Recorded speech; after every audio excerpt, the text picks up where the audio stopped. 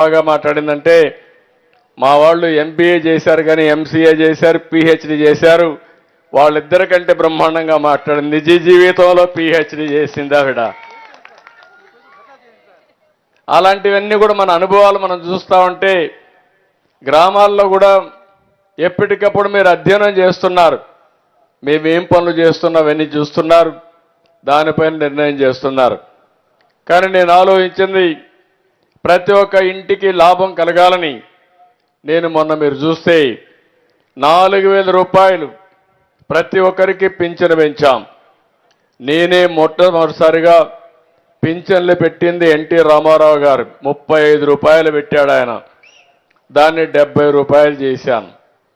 ఆ తర్వాత 200 రూపాయలు చేస్తే నేను ముఖ్యమంత్రి అయిన తర్వాత ఒకటేసారి 5 ఏళ్లలో 2,000 రూపాయలు చేసిన పార్టీ తెలుగుదేశం పార్టీ ఆ రోజు. ఈరోజు 3,000 నుంచి 4,000 రూపాయలు చేశాం. సంవత్సరానికి 35,000 కోట్లు ఖర్చు అవుతుంది. ఈ ఊర్లో కూడా మీరు ఒకసారి చూస్తే చాలామంది పింఛన్లు వచ్చేవాడు చూస్తా ఉంటే 395 మందికి పింఛన్లు వస్తున్నాయి. అంటే ఈరోజు మొత్తం 2,488 జనాభా ఉన్నారు. 851 ఇండ్లున్నాయి. కానీ అందులో 2 ఇండ్లకు ఒక ఇంటికి పింఛన్ ఇచ్చే కార్యక్రమానికి శ్రీకారం చుట్టాం. ఇది చాలా అంటే చాలదు. ఇంటింటికి అన్ని ఇవ్వాలనుకున్నాను కానీ ఇంకా రాబోయే రోజుల్లో సంపద సృష్టిస్తే తప్ప ఆదాయాన్ని పెంచే మార్గం లేదు. అందుకని ఒకేసారి మీరు చూశారు, నేను ఒక హామీ ఇచ్చాను. ఏప్రిల్ నుంచి పింఛన్ ఇస్తానని చెప్పాను. ఇచ్చిన మాట ప్రకారం ఏప్రిల్ నుంచి కూడా పింఛన్ ఇచ్చి ఒకేసారి 7,000 రూపాయలు మీ ఇంటికి తెచ్చిచ్చిన ఘనత ఈ ప్రభుత్వానిది. అంతేకాదు, మొన్నైతే మొదటి తారీఖు హాలిడే వస్తే ఉద్యోగస్తులు బాధపడతారని ఒకరోజు ముందే పింఛన్ ఇచ్చాం. అంటే ఒక పట్టుదల పెట్టుకుని, అది కూడా నేను ఒకే మాట చెప్పాను, ప్రతి నెల మొదటి తారీఖున పేదల సేవలో అనే పేరుతో నేను కానీ మా ఎమ్మెల్యేలు కానీ మా అధికార యంత్రాంగం కలెక్టర్ మొదలుకొని అందరూ కూడా ఈ పేదవాళ్ళ ఇండ్లకు రావాలి. మీ కష్టాలు నేరుగా తెలుసుకోవాలి. ఇచ్చే సహాయాన్ని కూడా మేము ఇచ్చినప్పుడు ఉండే తృప్తి, రెండోది మీ కష్టాలు చూసి మీతో కూడా అనుసంధానం అయితే చాలా బాగుంటుందనే ఉద్దేశంతో చేశాం. ఈ ఇంట్లో నేను చూశాను, ఆర్థిక ఇబ్బందులుంటే 10వ తరగతి చదువుకునే అమ్మాయి నిలిచిపోయింది. ఆ అమ్మాయి పట్టుదల కూలి పని చేయించే పరిస్థితికి వచ్చారు. ఆ అమ్మాయి పట్టుదలతో 10th క్లాస్ ప్రైవేటుగా పెట్టి పాస్ అయ్యింది. కొడుకును చూశాను. ఆ అబ్బాయిని ఏం చేశారంటే చదువుకోనికుండా 9వ తరగతి చదువుతా ఉంటే మెకానిక్ పంపించారు, 300 రూపాయలు వస్తుందని. తండ్రి మామూలుగా ఈ కూలీ పని ఎక్కడ ఇండ్లు నిర్మాణం చేసి అక్కడికి వెళ్తున్నారు. తల్లి అయితే అక్వాకల్చర్ పక్కన చేపలు అవన్నీ ఉంటే అక్కడ పనిచేస్తుంది. మొత్తం ఆ కుటుంబం బ్రతకడానికి పిల్లల్ని కూడా చదువుకు మానేశారు. ఇంకో పక్క ఇల్లు కట్టుకున్నారు. ఆ రోజు ఇల్లు కడితే ఆ డబ్బులు దగ్గర మీరు చూస్తే 65,150 రూపాయలు ఇవ్వకుండా 5 సంవత్సరాలు ఇబ్బంది పెట్టారు. ఇవన్నీ చూసిన తర్వాత నాకు అనిపించింది, ఆ ఇద్దరి పిల్లల్ని మళ్ళీ చదివించాలని ఈ ప్రభుత్వం నిర్ణయించాం. తప్పకుండా ఆ పిల్లల్ని చదివిస్తానని చెప్పి మీ అందరికీ హామీ ఇస్తున్నా. అవసరమైతే ఆ అమ్మాయిని రెసిడెన్షియల్ స్కూల్లో పెడతాం, ప్రభుత్వం చదివిస్తాం. అబ్బాయిని కూడా చదివించమన్నాను.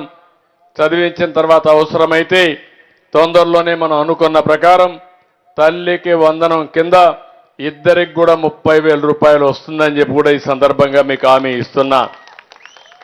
అదే సందర్భంలో ఆవిడకి ఇవ్వాల్సిన చెక్ పెండింగ్ ఉంది. ఇప్పుడే కలెక్టర్ గారికి ఆదేశాలు ఇచ్చాను. మీ అందరి సమక్షంలో ఆ అమ్మాయికి చెక్ కూడా అందజేస్తున్నాం. ఇక్కడే ఆ అమ్మాయి ఇక్కడ ఉంది. ఆ అమ్మాయికి కూడా ఈరోజు 65,150 రూపాయలు చెక్ ఉంటే 5 ఏళ్లుగా ఇబ్బంది పెట్టారు. ఇమ్మీడియట్ గా చెక్ కూడా అమ్మాయికి అందిస్తున్నారని చెప్పి కూడా నేను మీకు తెలియజేస్తున్నాను. తీసుకో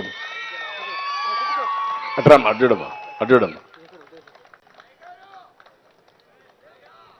ఇది ఎందుకంటే ఆ అమ్మాయికి రావాల్సిన డబ్బులు 5 సంవత్సరాలు ఇవ్వకుండా ఇబ్బంది పెట్టారు. అందుకే పిల్లల్ని కూడా చదువుకు నిలిపేసి అప్పులు కట్టుకుంటూ పిల్లల్ని కూలి పనికి పంపించే పరిస్థితి వచ్చింది. ఇలాంటి దుస్థితి రాకూడదని నేను కోరుకుంటున్నా. తప్పకుండా ఆ కుటుంబాన్ని ఆదుకుంటాం, అన్ని విధాల న్యాయం చేస్తాం. ఏంటమ్మా ఏమైనా మాట్లాడాలనా? ఓకే అమ్మా, థ్యాంక్ యూ అమ్మా. ధైర్యంగా ఉండి ధైర్యంగా ఉండి. నేను చెప్తాను. మైకి వా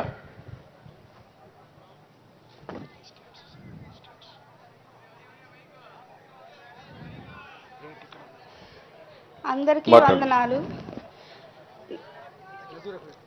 వందనాలు. తెలిసి తెలియక తప్పుగా మాట్లాడితే క్షమించండి. ధైర్యంగా మాట్లాడు. బాబు గారు చెప్పిన కుటుంబం నాదే.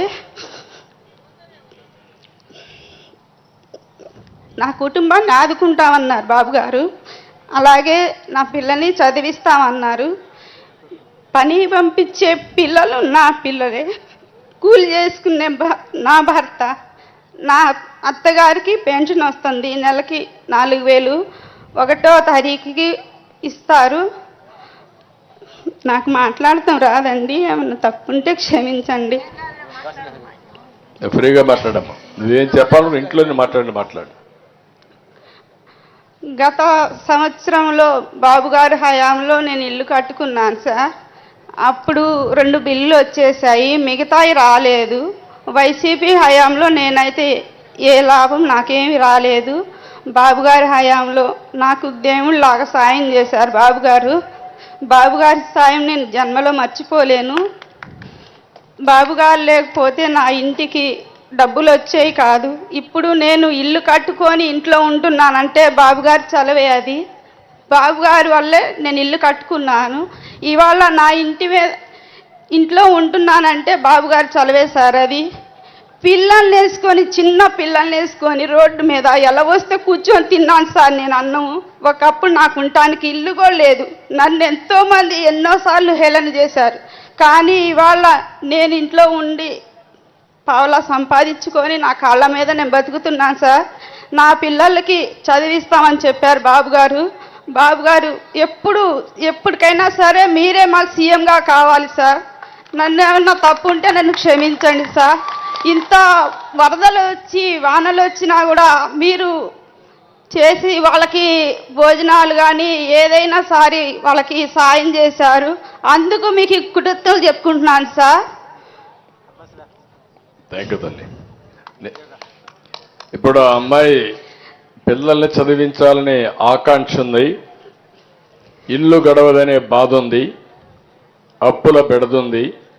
అందుకే ఆ అమ్మాయి చదివించలేకపోయింది. కానీ గిల్టీగా కూడా ఫీల్ అవుతుంది, పిల్లల్ని చదివించలేకపోయానని. నా పిల్లకి చదువు అంటే చాలా ఇష్టం సార్, కానీ చదివించలేకపోయాను. నేను 9th వరకే ఆపేసి నాతో పొలం పని తీసుకెళ్ళి పొలం పని చేయించాను పిల్లకి నేను. కానీ నా పిల్ల నేను చదువుకుంటానమ్మా అనలేదు. కానీ మొన్న 2023లో పిల్లకి 10th క్లాస్ ఎగ్జామ్ రాపిచ్చాను. ధైర్యంగా. ఇప్పుడు మీరు ఈ అమ్మాయిని చూశారు. ఆ అమ్మాయిది ఒక చరిత్ర. పరిస్థితుల యొక్క ప్రభావం వల్ల పిల్లల్ని చదివించలేకపోయి కడాన మానసిక క్షోభ అనుభవిస్తూ నేను తప్పు చేశారని ఆ పాపను ప్రైవేటుగా మళ్ళా 10th క్లాస్ చదివించింది. పరీక్షల్లో పాస్ అయింది. అందుకే నేను చెప్పా, ఇంటర్మీడియట్లో నేను హాస్టల్లో చేరుస్తున్నా, చేర్చి పూర్తిగా ప్రభుత్వమే భరించే విధంగా ఇక్కడే రవి ఉన్నాడు, ఆయన స్కూల్లో పెడతానంటున్నాడు. ఇమీడియట్గా ఆ స్కూల్కి పంపించే బాధ్యత తీసుకుంటాం. ఆ హాస్టల్లో పెట్టి పూర్తిగా ప్రభుత్వమే చదివించే బాధ్యత తీసుకొని అన్ని విధాలు ఆదుకుంటానమ్మా. మీ అబ్బాయిని కూడా బాగా చదివిస్తా, చదివించిన అమ్మా. Thank you. సార్. ఇప్పుడు ఇక్కడ